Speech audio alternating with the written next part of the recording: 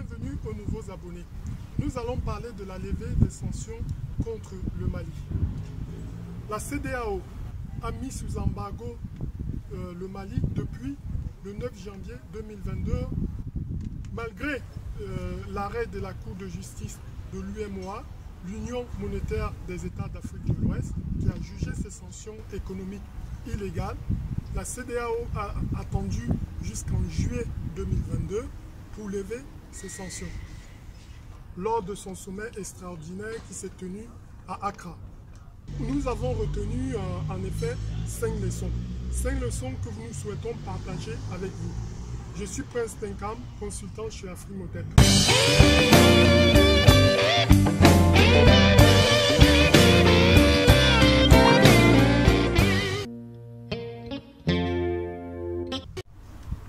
La première leçon est la formidable résilience du peuple malien. Les Maliens connaissent depuis plus de 10 ans une crise multiforme. D'abord une crise sécuritaire, puisque plus de 2/3 du territoire du Mali a été occupé par des terroristes qui ont passé leur temps à violer, massacrer, piller les populations. Malgré ces situations difficiles et cette crise économique générée par les sanctions de la CEDEAO, les Maliennes et les Maliens sont restés dignes, ont fait front avec leurs autorités pour passer cette période difficile imposée par des dirigeants de la CEDEAO qui se sont tout simplement discrédités. La crise au Mali est multiforme. En plus de la crise sécuritaire, le monde a connu la crise sanitaire et voilà que la CEDEAO a frappé le Mali d'une sanction économique. Une sanction économique grave. La CEDEAO a pensé que les militaires allaient quitter le pouvoir suite à ces sanctions. D'après leurs calculs, en un mois, le Mali était en faillite. C'est les Maliens les plus pauvres, les plus fragiles et les autres populations ouest-africaines qui ont été frappées par ces sanctions de la CEDEAO. En aucun cas, les dirigeants au pouvoir ont pu être touchés par ce type de sanctions. C'est non seulement les Maliens, mais aussi c'est les Sénégalais, c'est les Ivoiriens, les Guinéens. Bref, c'est toute la sous-région d'Afrique de l'Ouest qui a été frappée par ces sanctions. Mais on retiendra vraiment la force, la résilience du peuple malien qui vit une crise multiforme depuis plus de 10 ans, mais qui n'a pas cédé face au chantage de la CEDEAO. La deuxième leçon est l'extrême fragilité du secteur économique formel du Mali. En fait, on peut généraliser ça à la plupart des pays d'Afrique de l'Ouest et d'Afrique centrale. Dès qu'on touche le cœur, le système bancaire, ces pays se retrouvent fragilisés. Pourquoi ces pays se retrouvent fragilisés? Tout simplement parce qu'ils utilisent une monnaie étrangère, le franc CFA. Donc ça veut dire que lorsque la CEDEAO a bloqué les avoirs de l'État malien et des banques et des sociétés publiques maliennes à la BCEAO, à la Banque centrale des États d'Afrique de l'Ouest, le Mali s'est retrouvé en fait sans carburant, sans financement, ne pouvant pas financer son économie, ne pouvant pas faire face à ces échéances. Les entreprises publiques se sont retrouvées sans financement et ne pouvaient pas continuer à financer leurs projets. Mais aussi, tous les entrepreneurs qui passent par le système bancaire se sont retrouvés fragilisés, puisqu'on a vu des chantiers qui ont été arrêtés à Bamako, tout simplement parce que le Mali n'a pas sa monnaie et donc le Mali utilise le franc CFA. Le franc CFA dépend de la Banque centrale de la BCEAO. À partir du moment où vous n'avez pas de fonds, vous n'avez pas d'argent pour pouvoir faire face à vos difficultés, pour pouvoir financer votre économie. La troisième leçon est la puissance de l'économie informelle du Mali. Le système informel en Afrique fonctionne toujours de manière traditionnelle. Et la banque traditionnelle en Afrique de l'Ouest et en Afrique centrale, c'est la tontine. Les tontines ont continué à fonctionner, donc à financer l'économie informelle. On peut aussi noter les avoirs envoyés par la diaspora malienne qui a continué aussi à soutenir cette économie. Donc, ce secteur des transports, motocyclistes, de restauration, ont continué à fonctionner et l'agriculture, tout ça, c'est de bon augure. Si du côté de l'économie formelle, le secteur bancaire a été paralysé, le secteur des BTP a été également paralysé, ce n'est pas le cas au niveau informel.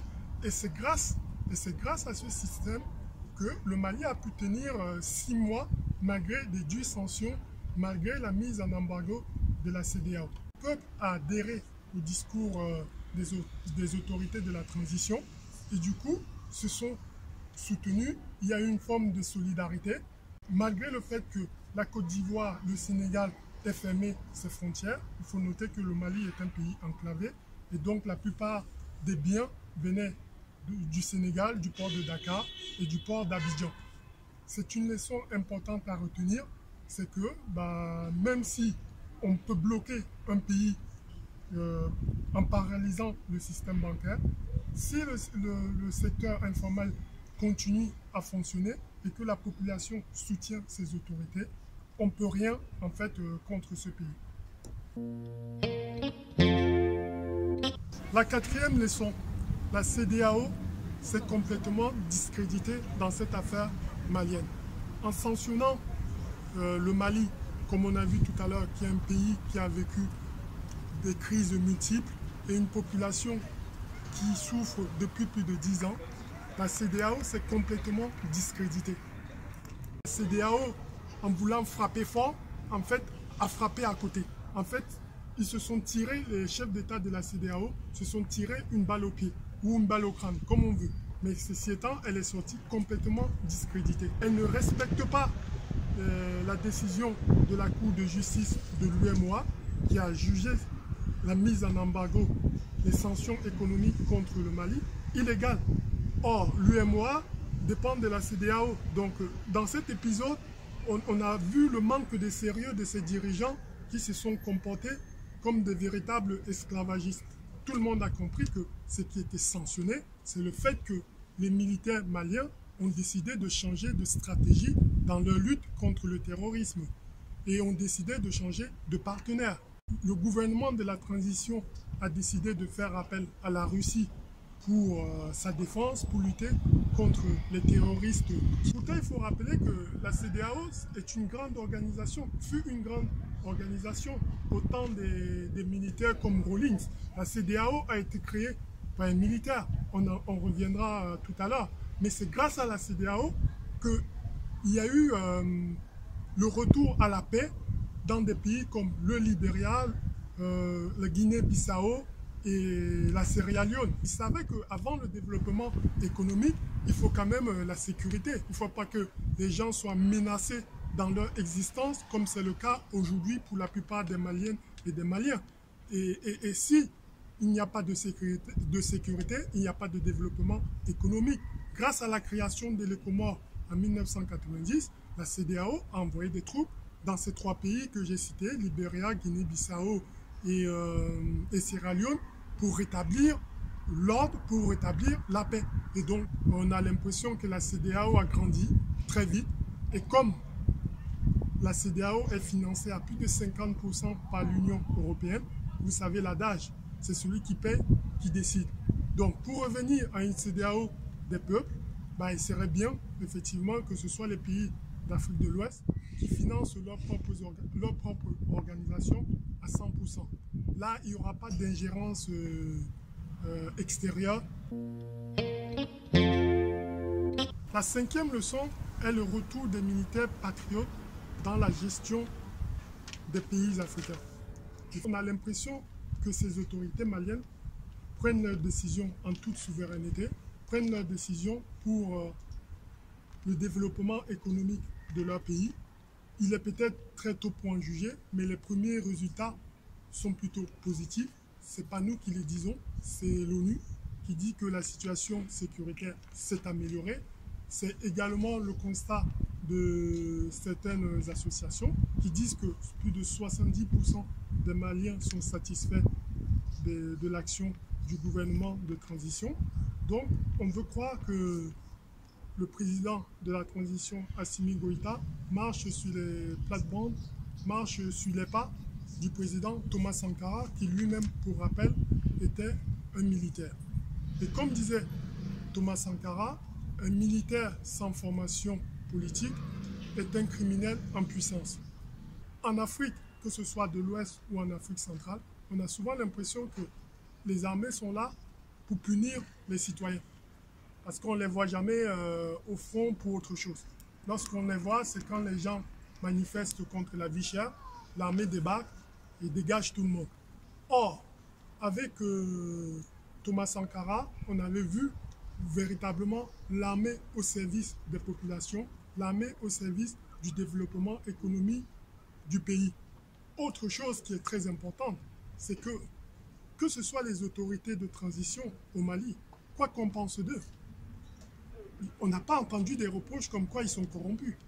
On n'a pas entendu comme quoi ils ont des comptes en banque garnis à l'étranger, en Suisse ou ailleurs. On veut croire que ces militaires patriotes sont de retour, vont mettre en place des fondations pour sécuriser leur pays. Parce qu'il faut le rappeler, hein, il n'y a pas de grand pays, il n'y a pas de développement économique sans une armée qui est capable de protéger son territoire. C'est la palissade, mais beaucoup de gens l'oublient. La plupart des pays développés, ils ont une armée qui est capable de maintenir la sécurité dans ses frontières, qui est capable de protéger son pays. Quand on dit protéger un pays, ce n'est pas que les frontières, mais c'est aussi les populations, c'est aussi les biens et services.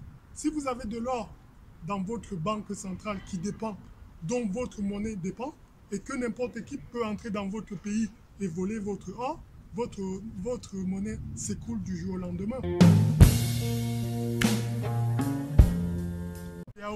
Qui a créé la CEDEAO? C'est le général nigérian, le président Yakubu Gowon qui a créé la CEDEAO. C'était un quoi? C'était un militaire. Qui a remis ou qui a refondé politiquement le Ghana? Encore un militaire, Jerry Rawlings. Si on prend l'exemple aux États-Unis, on a eu le président Eisenhower, c'était un militaire. En France, Napoléon, De Gaulle, c'était des militaires. Donc il faut arrêter avec cette stupidité. D'un point de vue économique, il est toujours préférable d'avoir un militaire patriote qui comprend la chose publique qu'un civil corrompu. Et de même, il est préférable d'avoir un civil intègre qu'un militaire corrompu. Ça existe aussi. Donc c'est stupide de juger les gens par rapport à leur métier. À quoi a servi les sanctions contre le Mali? À rien. Tout ça pour ça.